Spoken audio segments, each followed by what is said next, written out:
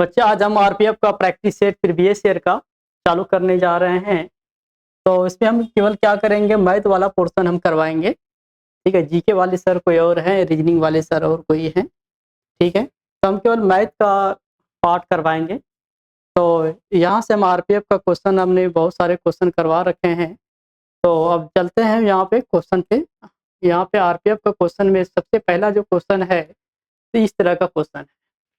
तो आरपीएफ का जो क्वेश्चन है इस तरह का कैसे करेंगे, तो यहाँ पे दिया है 2x + 9 इक्वल टू एक्स का square plus p equal to है 8x + 3। तो इसको हम कैसे सोल्व करें, तो यहाँ पे क्या है कि दोनों जो है इक्वल है।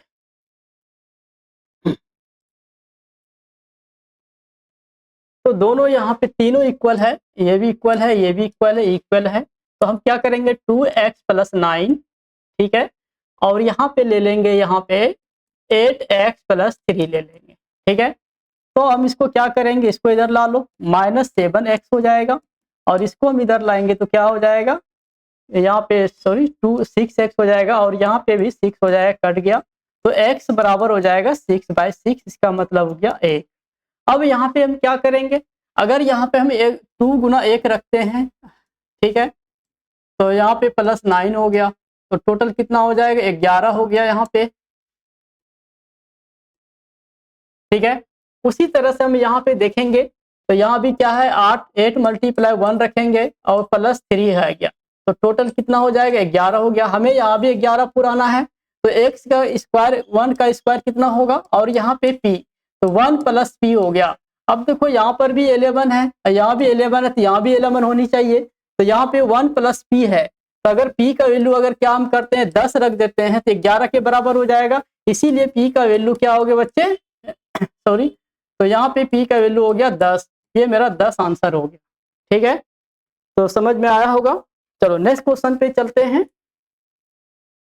अगला क्वेश्चन है इस तरह से, तो अगला क्वेश्चन को कैसे करेंगे, तो अगला क्वेश्चन जो है, जैसे 4 क्रमागत समपूर्णांकों का योगफल 1284 है, सबसे बड़ी पूर्ण संख्या क्या है। तो यहाँ पे सबसे पहले हम इसका एवरेज निकाल लेते हैं, है ना। 4 का यहाँ पे 4 का एवरेज हम निकाल लेंगे, तो यहाँ पे कितना होगा 12 4, और यहाँ पे हो जाएगा 4 से डिवाइड कर देंगे। 4 से डिवाइड करने के बाद कितना हो जाएगा, 4 × 12 हो जाएगा, और 4 दूना 8, और 4 एकम 4। ये मेरा 4 संख्या का एवरेज निकल गया। ठीक है ना, तो हमें सबसे बड़ी और सबसे छोटी संख्या बताना है। तो 4 में से यहाँ 1 माइनस कर दो, 1 माइनस करने के बाद 3 आ गया। तो लार्जेस्ट नंबर जो होगा मेरा, लार्जेस्ट नंबर क्या करेंगे, जितना भी मेरा एवरेज आया है उनमें से क्या करेंगे, है ना, 3 प्लस कर देंगे, तो कितना हो जाएगा 324 हो गया। अगर वही बोलता स्मॉलेस्ट नंबर की बात करता, अगर स्मॉलेस्ट नंबर की बात करता, तो यहाँ पे क्या करेंगे, 321 में से 3 माइनस कर देंगे, तो यहाँ पे आ गया आंसर 318 आ गया। ठीक है, अगर यहाँ पे स्मॉलेस्ट नंबर बोलेगा तो 318 हो जाएगा, और लार्जेस्ट नंबर बोलेगा तो 324 हो जाएगा। ये मेरा 324 आंसर हो गया। तो कभी कभी एवरेज से भी पूछा जाता है। ठीक है ना, चलो अगला क्वेश्चन देखते हैं।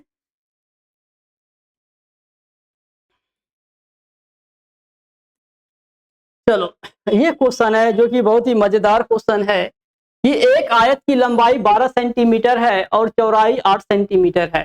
ठीक है, अगर लंबाई को 4 सेंटीमीटर बढ़ा दिया जाता है तो क्या होनी चाहिए ताकि नए आयत का क्षेत्रफल पहले आयत के क्षेत्रफल के बराबर हो जाए। तो हमसे सबसे पहले देखेंगे आयत का क्षेत्रफल क्या होता है, तो आयत किस तरह से होता है उस पर हम चर्चा करेंगे पहले। चलो अब यहाँ पे आयत की बात करेंगे, तो आयत जो होता है मेरा इस तरह से होता है ना, ये लेंथ हो गया, ये ब्रेथ हो गया। अगर एरिया की बात करेंगे तो L × B हो गया, इस तरह से करेंगे। ठीक है, ये मेरा एरिया कहलाता है। ठीक है, अगर पेरीमीटर की बात करेंगे तो अगर पेरीमीटर क्या हो जाएगा 2L + B हो जाएगा, और ये मेरा क्या होता है डायगोनल होता है, इसको बोलते हैं डायगोनल। डायगोनल D होता है, और D बराबर होता है √L² + B का स्क्वायर होता है। ठीक है, तो ये छोटा छोटा चीज आपको फॉर्मूला याद रखना है। चलिए अब सवाल पे चलते हैं। तो अब पहले आयत का क्षेत्रफल कितना, आयत का क्षेत्रफल आपको बताया कि एल गुना बी होता है ना। तो एल कितना है मेरा 12 है, ठीक है। और यहाँ पे ब्रेथ क्या है 8 है। अब यहाँ पे क्या करेंगे, लंबाई में 4 सेंटीमीटर के बढ़ा दिए। अब देखो लंबाई मेरे पास पहले कितना था 12 था, अब 4 बढ़ गया, कितना हो गया 16 हो गया, ठीक है ना। फिर क्या कहता है चौड़ाई क्या होनी चाहिए, नए आयत का क्षेत्रफल पहले आयत के क्षेत्रफल के बराबर हो जाए। अब देखना इसको ऑप्शन से आसानी से हम कर सकते हैं, ठीक है। ऑप्शन से कैसे करेंगे, अब इसको हम क्या करेंगे, है ना, इसमें कितना हो जाएगा 12 12 8 96, है ना, 12 8 96 हो गया। और यहाँ पे 16 है, तो 16 में कितना, चौड़ाई में क्या करेंगे, कितना से गुना करेंगे, बाय ऑप्शन के माध्यम से बना सकते हैं 6। अगर यहाँ पर भी 6 दे दिए तो ये भी 96 हो गया और ये भी 96 हो गया, तो दोनों ऑप्शन सेटिस्फाई हो गया। तो मेरा आंसर क्या हो गया 6, ठीक है। चलिए नेक्स्ट क्वेश्चन पे देखते हैं। नेक्स्ट क्वेश्चन जो है मेरा, देखो नेक्स्ट क्वेश्चन ये है, कहता है कि निश्चित राशि पर 5% प्रति वर्ष की दर से 2 वर्ष के लिए साधारण ब्याज और चक्रवृद्धि ब्याज के बीच अंतर इतना है, जो कि बहुत ही इंपॉर्टेंट क्वेश्चन है, ये हमेशा पेपर में आता है, ठीक है। तो एक तो फॉर्मूले पे भी है, एक डायरेक्ट ट्रिक होता है 2 ईयर के लिए। अगर 2 ईयर दिया हुआ हो टाइम, है ना, और यहाँ पे क्या है SI और CI का अंतर कितना है 11.25 है, ठीक है। और यहाँ पे दिया हुआ है रेट भी दिया हुआ है, यहाँ पे 5% दिया हुआ है। तो उस कंडीशन में जो होता है CI SI और CI का अंतर क्या होता है PR का स्क्वायर बाय 100 का स्क्वायर होता है, ये आता है। आप इस पे आराम से क्वेश्चन तैयार कर सकते हैं, आराम से आपका आंसर आ जाएगा, ठीक है। अगर हम यहाँ 3 साल की बात करें, अगर 3 ईयर की बात करेंगे और SI और यहाँ पे CI का अंतर दिया रहे और R भी दिया रहे, तो कैसे निकालेंगे, और यहाँ पे P भी निकालना है। तो यहाँ पे जो है तो D बराबर जो होता है PR का स्क्वायर 3 + R, ठीक है, बाय 100 का क्यूब। ये जो होता है SI और CI का अंतर होता है 3 साल के लिए। तो ऐसे क्वेश्चन बार बार पूछा जाता है 2 साल 3 साल के लिए, ये आपका शॉर्ट ट्रिक्स है, ठीक है ना। तो शॉर्ट ट्रिक्स के माध्यम से आराम से हम कर सकते हैं, ठीक है। अब इस पे हम आराम से निकाल लेंगे, ठीक है, इस पे आंसर आपका आ जाएगा। इस पे रख दीजिएगा CI SI का यहाँ पे इतना है 1125 है। फिर यहाँ पे P नहीं है, P हमें निकालना है और टाइम 2 साल के लिए है यहाँ पे। तो R का रेट कितना है 5, 25 5 का स्क्वायर कर देंगे 25 हो जाएगा, कट कर देंगे, मेरा आंसर यहाँ से आ जाएगा। तो इस क्वेश्चन को आप क्या करिएगा, इस माध्यम से आंसर निकालिएगा, इसके माध्यम, अगर 3 साल का दिया रहे तो यहाँ पे इसके माध्यम से आंसर निकाल लीजिएगा, ठीक है। तो इस फॉर्मूले को याद रखा करिए। और भी बहुत सारे चीजें हैं इसके बेसिक बारे में, जब चैप्टर चालू किया जाता है तो उसमें सारा चीज बेसिक चीज बताया जाता है, लेकिन आपको क्या करना है कि आपको प्रैक्टिस करना है, इसीलिए जल्दीबाजी में करते हैं। चलिए अब यहाँ पे है 3 संख्या का औसत दिया हुआ है ना, 3 संख्या है यहाँ पे, 3 संख्या लेकिन औसत दिया हुआ है। पहली संख्या दूसरी संख्या से 2 गुनी है और दूसरी संख्या तीसरी संख्या से 2 गुनी है। तो यहाँ पे पहली संख्या क्या याद करना है, तो यहाँ पे क्या करेंगे, पहली संख्या ले लो और दूसरी संख्या ले लेते हैं और तीसरी संख्या ले लेते हैं। अब क्या कहता है तीसरी संख्या से 2 गुनी है दूसरी संख्या, अगर पहली संख्या 1 ले लिए तो ये कितना हो गया 3 गुनी हो गया, 2 गुनी हो गया। इसका मतलब है कि यहाँ पे 2 गुनी हो गया। फिर ये बोलता है दूसरी संख्या से 2 गुनी है, तो दूसरी संख्या से यहाँ 2 गुनी हो जाएगा तो 4 गुनी हो गया, ठीक है। अब कहता है औसत, अब सबको क्या करना है प्लस कर दीजिए, 4 2 6 1 7 7, टोटल क्या औसत कितना है मेरा 3 है, तो 3 से डिवाइड कर दिए, ये 3 संख्या का औसत आ गया। और 3 संख्या का औसत यूनिट क्या हो जाएगा, यहाँ पे 21 हो गया और यहाँ से काटा दो 3 बार में, तो 1 यूनिट पर जो हो गया मेरा 9। अब हमें क्या कहता है पहली संख्या निकालना है, तो पहली संख्या हमारा कितना है 4 यूनिट है, तो पहली संख्या मेरा 4 यूनिट है। तो 4 यूनिट पे कितना हो जाएगा, 9 गुना 4 बराबर हो जाएगा 36। अब देखो 36 कहाँ पे, आंसर नंबर सी है, तो ये आपका 36 नंबर आंसर हो गया। तो पहली दूसरी संख्या, ये प्रीवियस ईयर का आरपीएफ का क्वेश्चन है, तो जो कि मार्च में एग्जाम चालू हो रहा है, तो आप इस तरह से क्वेश्चन को प्रैक्टिस करके जाएंगे। ठीक है, अब चले बोर्ड मास पे चलते हैं। तो बोर्ड मास का तो आपको रूल मालूम ही होगा, जो तैयारी करता है छोटा मोटा चीज तो मालूम ही रहता है। अगर बोर्ड मास में इस तरह का साइन आ जाए, ठीक है, अगर बोर्ड मास में इस तरह का साइन आ जाए तो कैसे यूज करेंगे। तो बोर्ड मास में जैसे दिया हुआ है कि यहाँ पे 3 -5 का अगर यहाँ पे लाइन इस तरह से दे दिया जाए, इसका कहने का मतलब है कि आप पहले इसको सोल्व करिए, ठीक है ना। उसी तरह से जैसे यहाँ पे करेंगे, जैसे 3 हो गया, यहाँ पे 5 हो गया, तो यहाँ पे क्या करेंगे, ब्रैकेट लगा देंगे तो -2 आ गया ये, ठीक है। अगर इसी क्वेश्चन को दे दे यहाँ पे -3 और +5, ठीक है, तो इसको कैसे करेंगे, तो यहाँ पे माइनस लगाएंगे, फिर ये 3 और 5 को पहले प्लस कर देंगे। कहने का मतलब ये, इसका कहने का मतलब है कि आप पहले इसको सोल्व करिए तो -8 हो जाएगा, ठीक है ना। ये समझ में आ गया आपको। चलिए अब सवाल पे चलते हैं, सवाल कैसे बनता है। चलिए पहले इसको सोल्व करते हैं। तो ये कितना हो गया, 3 आ गया, -3 7 घटा दो 4 हो गया, 4 दूना 8 हो गया।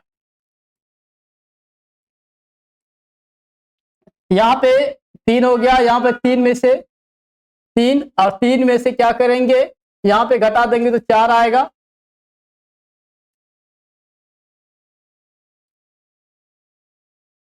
यहाँ पे क्या आएगा, 4 आएगा। चलो यहीं से लिख लेते हैं। तो यहाँ पे जैसे दिया हुआ है, यहाँ पे 3 आ गया, यहाँ पे 5 और यहाँ पे दिया हुआ है 27 माइनस,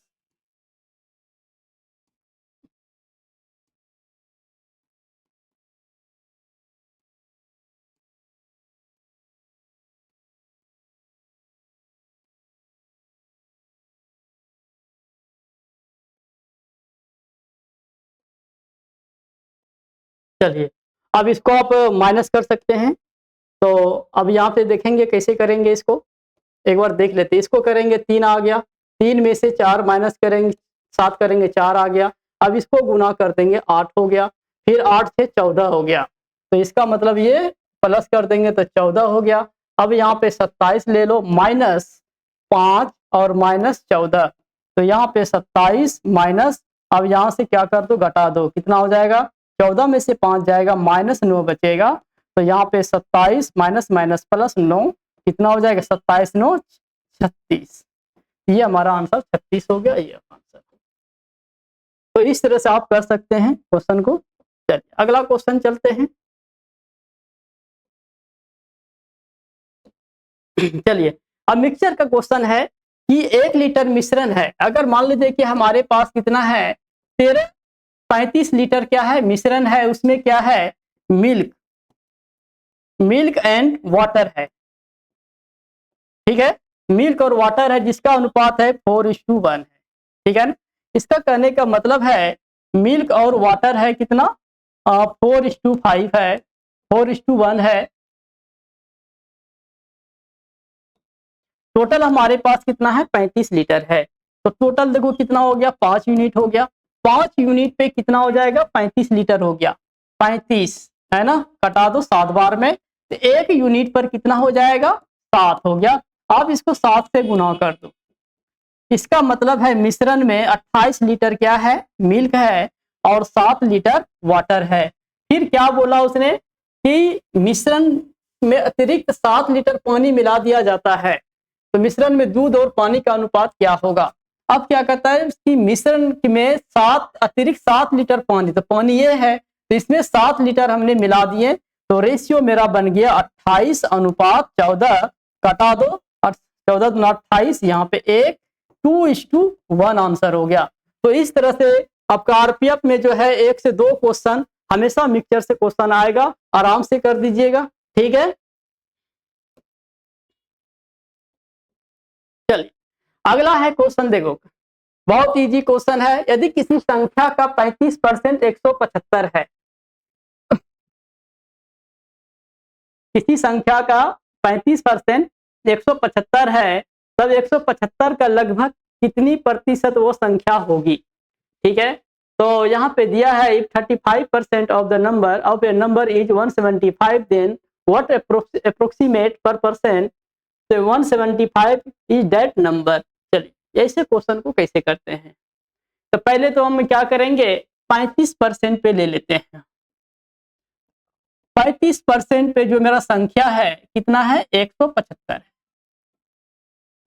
अब क्या करेंगे 5 से कटा दीजिए, 35 पंचे 175 हो जाएगा। ठीक है ना, 1% पे जो होगा 5 हो गया। हमें टोटल संख्या निकालना है तो 100 पे निकाल लो, तो कितना हो जाएगा, तो यहाँ पे 500 हो गया। इसका मतलब है हमारे पास जो संख्या है ये 500 आ गया। ठीक है, अब कहता है तब 175 का लगभग कितना प्रतिशत वो संख्या होगी। इसका मतलब है इस संख्या बोल रहा है कि प्रतिशत कितना होगा 500 किसका 175 का। तो यहाँ पे 500 है ना 75 का बोल रहा है और यहाँ पे 100 से मल्टीप्लाई कर दीजिए, आपका आंसर आ जाएगा।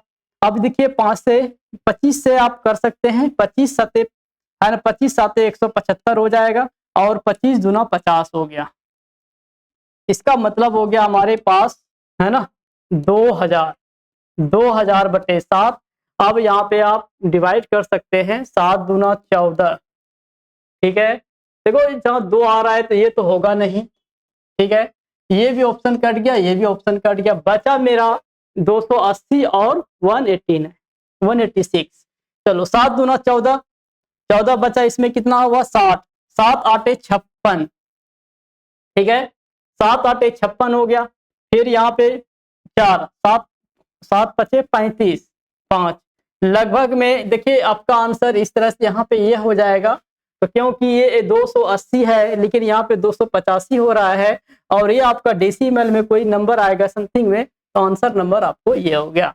तो आपको क्या करना है क्वेश्चन को सोल्व करने वक्त आपको ऑप्शन पर भी ध्यान देना है कि कौन सा ऑप्शन, ही नहीं कि आप गुना करते जा रहे हैं पूरा ऑप्शन देख ही नहीं रहे हैं, तो उससे क्या हो जाएगा आपका टाइम ले लेना है। आपका ऑप्शन भी देखना है और यह कैलकुलेशन को भी देखना है कि कैसे नंबर आ जा रहा है। चलो अब यहाँ पे देखो ये सब कितना इजी क्वेश्चन है। एक धावक 200 मीटर दौड़ 24 सेकेंड में पूरा करता है, धावक की गति किलोमीटर पर आवर में क्या होगा। पहले हम आपको बेसिक चीजें पढ़ बताते हैं, बेसिक चीजें क्या होता है।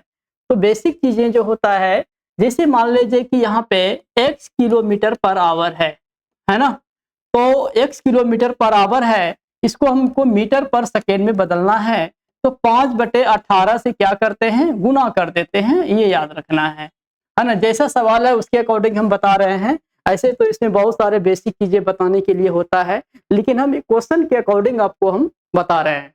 ठीक है, अगर यहाँ पे हमको मीटर पर सेकेंड है और इसको हम क्या करना है किलोमीटर पर आवर में बदलना है, तो इसको क्या कर दो बदल दो। तो यहाँ पे x को क्या करना है 18/5 को किलोमीटर पर आवर में चेंज हो जाएगा।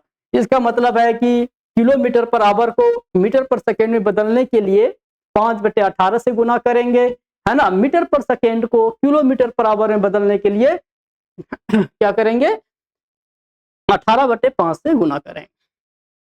ठीक है, चल अब क्वेश्चन पे चलते हैं। पहले हम स्पीड निकाल लेते हैं। तो एस बराबर जो होता है क्या होता है d/t होता है, ये तो आपको सबको मालूम होगा। अब यहाँ पे क्या है 200 है और यहाँ पे 24 है।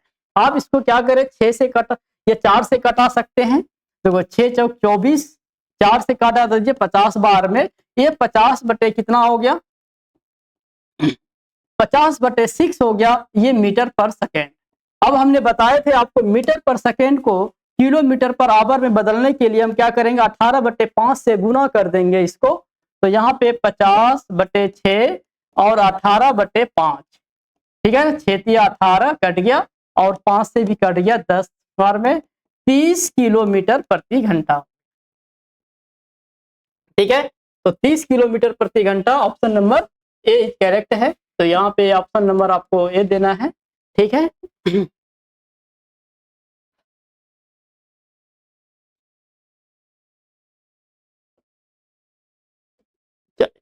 अगला क्वेश्चन है। देखो ये क्वेश्चन भी बहुत बार पेपर में, रेलवे का एग्जाम जब भी होता है तो ऐसे क्वेश्चन आपका आएगा ही, इससे छूट नहीं सकते हैं आप। ट्रेन की लंबाई, इसके पुल की लंबाई से, है ना, इस सब के क्वेश्चन को आपको हम कुछ चीजें बता देते हैं, है ना, जो कि चीजें होता। अगर कोई ट्रेन है, अगर वो, है ना, किसी पर्सन को या किसी पोल को, है ना, किसी खंभे को पार करता है या किसी व्यक्ति को पार करता है, तो उसकी जो लंबाई होगा, है ना, उसको नगण्य मानना है। ठीक है ना, कोई व्यक्ति को पार कर रहा है या किसी पोल को पार कर रहा है ना, किसी खंभे को पार कर रहा है, तो ऐसे जो चीज होगा इसको नगण्य मान के चलेंगे। तो यहाँ पे दो तरीके से सवाल पूछा जाता है, एक तो ट्रेन की लंबाई होता है और यहाँ डिस्टेंस और टाइम हो जाता है ना। ये लेंथ ऑफ ट्रेन हो गया, लेंथ ऑफ ट्रेन, और यहाँ हो जाएगा स्पीड हो जाएगा, और ये मेरा टाइम हो जाएगा, है ना। अगर यहाँ प्लेटफॉर्म और ट्रेन दोनों लंबाई दोनों दिया रहे तो यहाँ पे इस तरह से आप कर लेंगे, एस गुना टी रहेंगे। इसमें भी बहुत वैरायटी का क्वेश्चन है। अब देखो ये जो क्वेश्चन आएगा इस मेथड पे है, इस पे है। अब देखो ट्रेन की लंबाई 100 मीटर है, तो यहाँ पे 100 दे दिए और यहाँ पे पी दे दिए। अब कहता है कि 36 किलोमीटर पर आवर में चल रहा है, तो 36, तो ये तो मेरा मीटर में है, तो ये तो किलोमीटर में है, इसको मीटर पर सेकेंड में बदल देना है, 5/18 से गुना कर देना है, और टाइम मेरा कितना है 25 सेकेंड। तो कटा दो, 18 दूना 36, तो 100 प्लस पी, ठीक है, 10 गुना 25, तो 100 प्लस पी जो होगा 250 हो गया, और पी बराबर 250 में से 100 माइनस कर दो 125। इसका मतलब है कि प्लेटफॉर्म की जो लंबाई है, लेंथ ऑफ प्लेटफॉर्म जो है वो 125 मीटर का है। तो 125 मीटर तो दिया हुआ नहीं है, तो कहाँ गड़बड़ी हो के देखते हैं। 100 मीटर लंबी ट्रेन 36,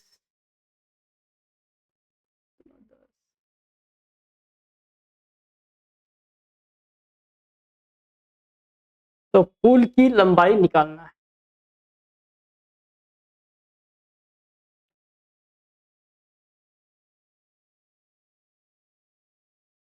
तो ये हो गया 250, अच्छा 150 होगा, तो यहाँ पे 150 होगा, यहाँ पे 150 मीटर हो गया, 150 मीटर ये आंसर हो गया। ठीक है, तो इस तरह से हम क्वेश्चन को कर लेंगे। ठीक, अगला क्वेश्चन है, तो अगले क्वेश्चन पे चलते हैं। अब दो संख्याओं का योग दिया है 33। चलो, अब दो संख्या का योग दिया है 33, तो दो संख्या कोई ले लेते हैं, तो दो संख्या कुछ भी ले लेते हैं, या x प्लस ये बी ले लो। अगर a और b मेरा दिया है 33 और अंतर भी है a माइनस बी का अंतर कितना है, तो यहाँ पे दिया हुआ है 15 दिया हुआ है। अब देखो ये तो आपका 9th और 10 का क्वेश्चन है, बहुत इजी क्वेश्चन पूछा है। तो ये दोनों माइनस प्लस कट गया, 2a, और 2a बराबर कितना हो जाएगा 48। आप इसे कट कर दीजिए 24 बार में, a का वैल्यू कितना हो गया 24। अब देखो हमें कह रहा है कि सबसे बड़ी संख्या, अब देखो दो संख्या, यहाँ पे क्या है, दो संख्या का योग 33 है, और देखो यहाँ पे क्या आ गया 24 आ गया, है ना।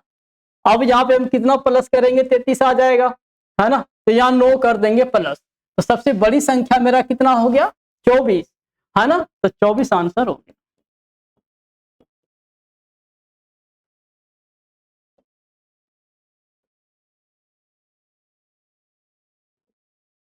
चलिए एक क्वेश्चन है, एवरेज का क्वेश्चन आया हुआ है कि कहता है कि 8 पुरुषों का औसत उम्र 2 वर्ष से तब बढ़ जाती है जब उनमें से दो लोग जिनकी उम्र 21 वर्ष और 23 वर्ष, है ना, कहे उसके स्थान पर दो नए पुरुष आ जाते हैं, तो दो नए पुरुषों का उम्र का पता लगाइए क्या है। देखो इस तरह का क्वेश्चन बार बार पूछा जाता है, ये आपका सीजीएल में भी क्वेश्चन आता है ना, सीपीओ में भी आता है ना, और आपका सीएचएसएल में भी आता है, ठीक है ना, और एमटीएस में भी आता है, और रेलवे में भी आता है, रेलवे में भी आएगा, एनटीपीसी में आएगा। इस तरह से क्वेश्चन जो होगा आपको थोड़ा सा करना है, बढ़िया से करना है। अब देखो हम कहते हैं 8 पुरुषों का औसत उम्र 2 वर्ष बढ़ गया, इसका मतलब है कि 2 क्या हो गया 8 गुना 2, इसका मतलब है कि 16 वर्ष बढ़ गया, मतलब 8 पुरुष है, उसका औसत तुम 2 वर्ष बढ़ गया है, इसका मतलब 16 वर्ष बढ़ा। तो जब भी अगर 2 पुरुष चला जाए, 2 पुरुष आ जाए, 3 पुरुष चला जाए, 3 पुरुष आ जाए, तो क्या करेंगे, जितना पुरुष उम्र दिया हुआ है उसको प्लस कर देंगे। जैसे 21 प्लस 23 है ना, और ये 16 यहाँ पे प्लस कर दो। कितना पुरुष का पता लगाना है हमें, 2 पुरुष का, तो 2 से कर दो प्लस। अब इसको करो प्लस कर दो, कितना हो जाएगा, 4 6 3 9 1 10 फिर 4 2 2 4 5 6 बटे 2 कट गया, 30 वर्ष। ठीक है, तो अगर यहाँ पे 3 पुरुष आ जाए, 3 पुरुष चले जाए, तो तीनों पुरुष का जो एज होगा उसको प्लस करके, जो एवरेज बढ़ेगा उससे गुना करके प्लस करके डिवाइड कर देंगे, आ जाएगा हमको 30 वर्ष आंसर हो गया।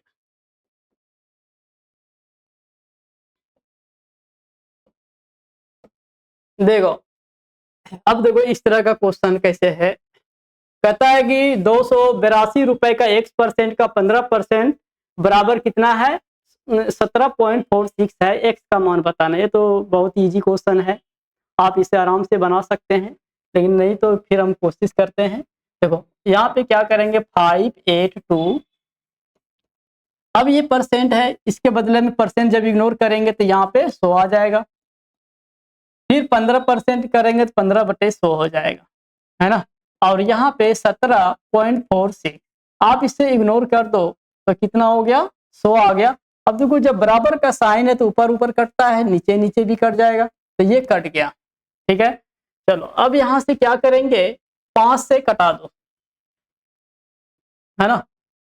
5 से कटा देते हैं, 5 दिया 15, और 5 से 5 चौके 5 दूना 10। अब देखो इसको इससे गुना कर दो, 3 दूना 6, 8 दिया 24 की 4, और 5 दिया 15 x, 15 दू 17, 17x बटे कितना आ गया, 20 आ गया। और यहाँ पे दिया है 17, 40 दिया है, कट गया ये, तो x बराबर कितना हो जाएगा, 20 आ गया। आई नहीं, अब इसको भी कटा देंगे तो टाइम थोड़ा ज्यादा ले लेगा, तो थोड़ा क्वेश्चन को देखते हुए काम करना है।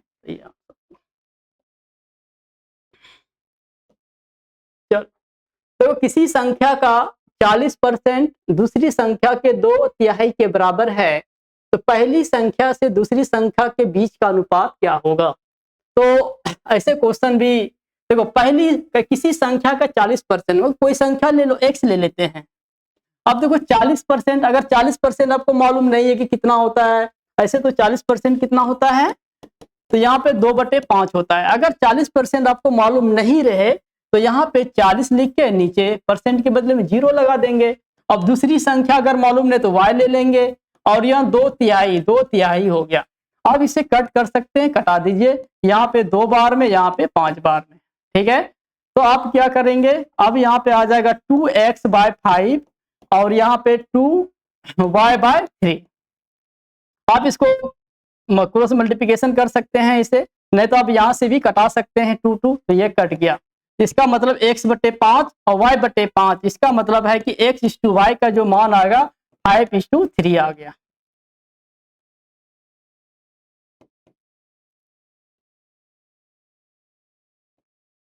ठीक है, तो इस तरह का क्वेश्चन आपका रेशियो में भी आता है। जैसे मान लीजिए कि यहाँ पे x/3 दिया है, और y/4 दिया रहे, और z/3 दिया रहे, तो ऐसे क्वेश्चन में अगर x और y और z का रेशियो निकालना है तो इसका वैल्यू यही हो जाएगा, y का भी ये हो जाएगा, z का भी यही हो जाएगा, तो 3 4 और 3 हो जाएगा, है ना। ये आपको हम एग्जांपल के तौर पर बताएं, तो वैसे ही आंसर है x/5 y/3 हो गया, क्योंकि ये 2 2 कैंसिल हो गया, तो यहाँ पे x का वैल्यू क्या हो गया, 5, और y का वैल्यू 3 हो गया।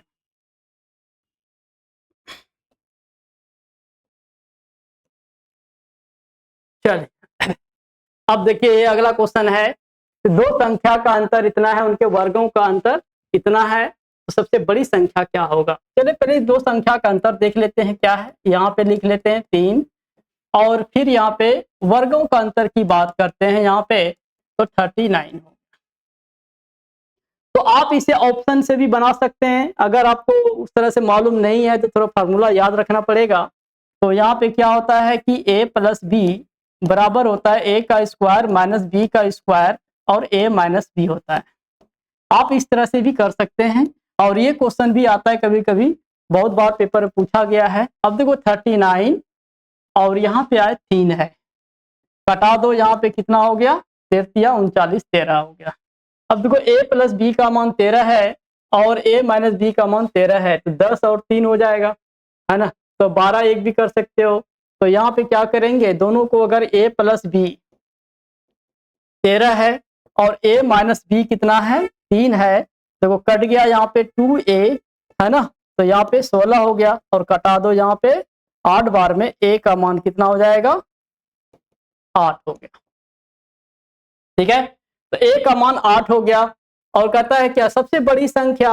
अब देखो सबसे बड़ी संख्या तो मेरा 8 ही होगा, क्योंकि दोनों संख्याओं का योग 13 है ना। अगर पहली संख्या मेरा 8 है तो दूसरी संख्या कितना हो जाएगा 5 होगा। तो इसका मतलब है कि पहली संख्या ही बड़ा है, 8 ही बड़ा है, तो 8 आंसर हो गया मेरा, आंसर 8।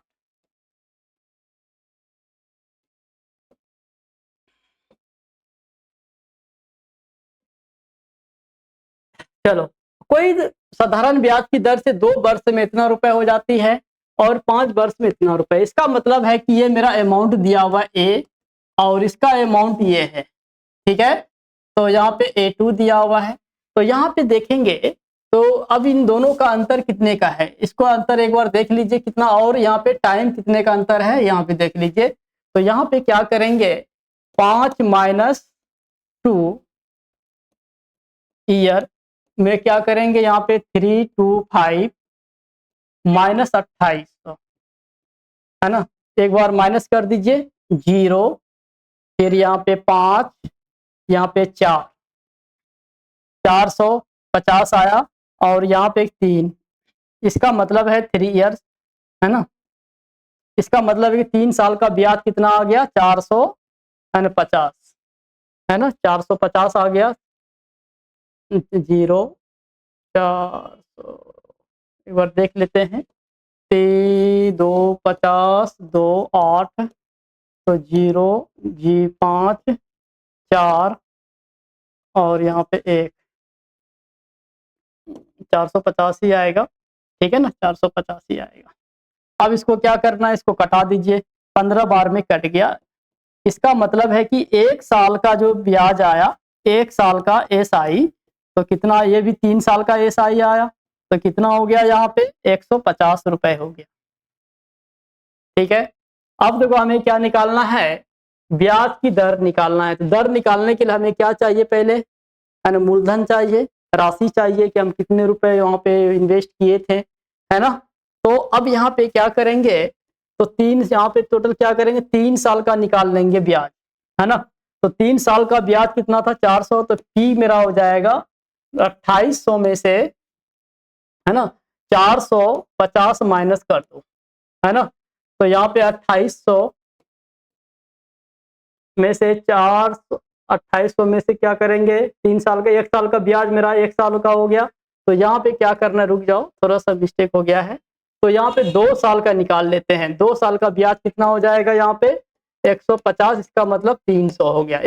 2 साल का ब्याज 300, तो यहाँ पे 300 माइनस कर दीजिए 0 0 और यहाँ पे 25, इसका मतलब है कि मेरा जो पी आ गया 2800 में से, है ना, 2 यहाँ पे 300 माइनस कर दो तो 2500 आ गया। अब हमें रेट निकाल लेते हैं, तो रेट निकालने के लिए 1 साल का ब्याज मेरा कितना है 150 और यहाँ पे 25 और 100 से गुना कर दो, तो 2 जीरो कैंसिल हो गया, 25 छके 150, इसका मतलब है 6% आंसर हो गया। तो 6% आंसर ये। तो इस तरह का क्वेश्चन आपको कर लेना है आराम से, ठीक है। चल नेक्स्ट क्वेश्चन है,